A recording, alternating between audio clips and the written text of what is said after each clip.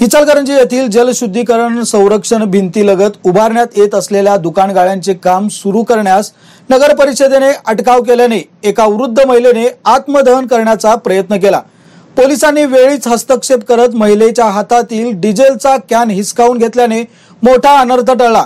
दुकान गाळ्याच्या कामास विरोध करत असताना नगर परिषदेचे अधिकारी व गाळेधारक यांच्यात जोरदार शाब्दिक वाद झडला।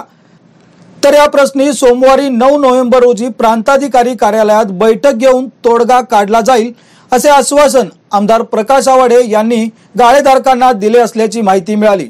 दरम्यान आठवडाभरापूर्वी सामाजिक कार्यकर्ते नरेश भोरे यांनी नगर परिषदेच्या आवारातच आत्मदहन केले। या घटनेचे पडसाद अद्यापही उमटत असताना एका महिलेने आत्मदहनाचा प्रयत्न केल्यामुळे प्रशासन सतर्क झाले आहे। घटनास्थळी रुग्णवाहिका व अग्निशामक दलाची गाडी तैनात करण्यात आली होती। शहरातील छत्रपती शिवाजी पुतळा परिसरात असलेल्या जलशुद्धीकरण केंद्राच्या संरक्षण भिंतीलगतच नगर परिषदेच्या ठरावानुसार मूवेबल गाळे उभारण्याचे काम सुरू आहे। या ठिकाणच्या 33 पैकी 8 गाळे उभारण्यात आल्यानंतर आमदार प्रकाश आवाडे यांनी सर्वपक्षीय कृती समिती या संदर्भात तक्रार केली।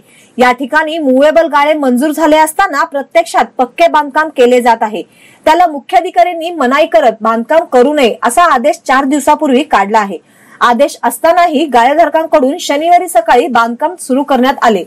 दुकान गाळ्याचे बांधकाम केले जात असल्याची माहिती नगर परिषद प्रशासनाला मिळाल्यानंतर इस्टेट विभागाचे सीडी पवार व अतिक्रमण विभागाचे सुभाष आवळे त्या ठिकाणी आले।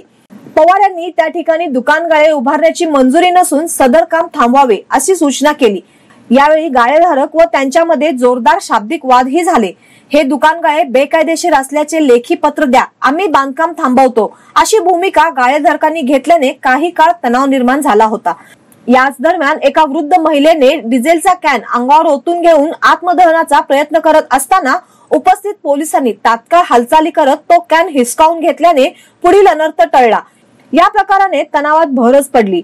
या संदर्भात शिवाजी पोलीस ठाण्याचे निरीक्षक ईश्वर ओमासे यांनी गाळेधारकांना समजावून सांगण्याचा प्रयत्न केला, पण कोणीही ऐकण्याच्या मनस्थितीत नव्हते।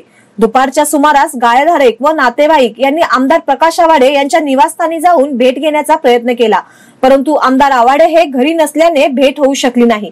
त्यामुळे त्यांच्याशी संपर्क साधला असता आमदार आवाडे यांनी सोमवारी सकाळी 11 वाजता या प्रश्नी प्रांत कार्यालयात बैठक होऊन तोडगा काढण्यात येईल असे आश्वासन दिल्यानंतर गाळेधारक माघारी परतले।